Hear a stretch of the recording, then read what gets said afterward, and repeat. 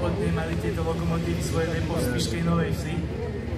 Potom neskôr už po príchode modernejších lokomotív a elektrifikácii, teda tie Potatrami prechádzali na menej dôležité úlohy a nakoniec v 60. rokoch ich posledné pôsobisko bolo práve v okolí, kedy jazdili s osobnými vlakmi z Bratislavy do Leopoldova.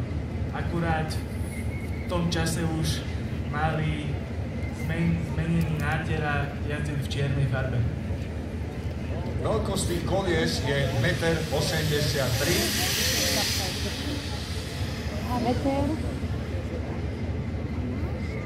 Je to nádhera, keď sa zabalí do tej pelínky pod tými párnymi strojmi. Jeho najväčšia rýchlosť je 110 km/h. Kolesa, ako som hovoril,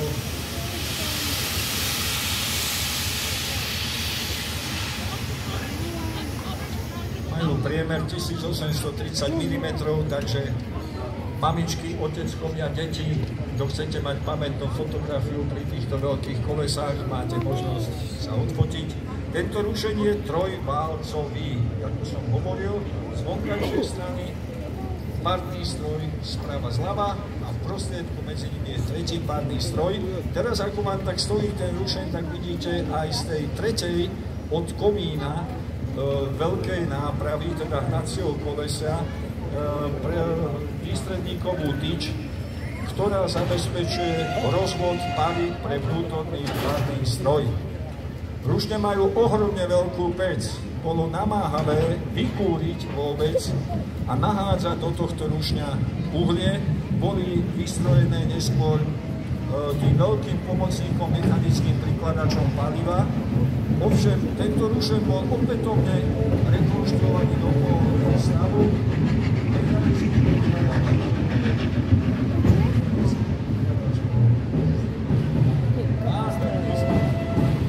Bol odstránený, možno vám aj chlapci dovolia hodiť tu jednu lopatu uhlia opäť.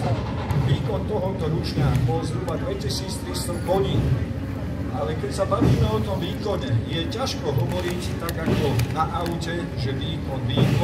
Sami dobre viete, že keď dáte lepšie palivo, že tam nedáte len ten benzín 95, ale dáte 100 náhody, sa nám na tom Camry máte možnosť si prečítať aj takú úvahu o tom, že teoreticky sa dá dosiahnuť s týmto rušňom výkon 3000 koní. Troško nám zapíska, prosím ťa, pochváli sa.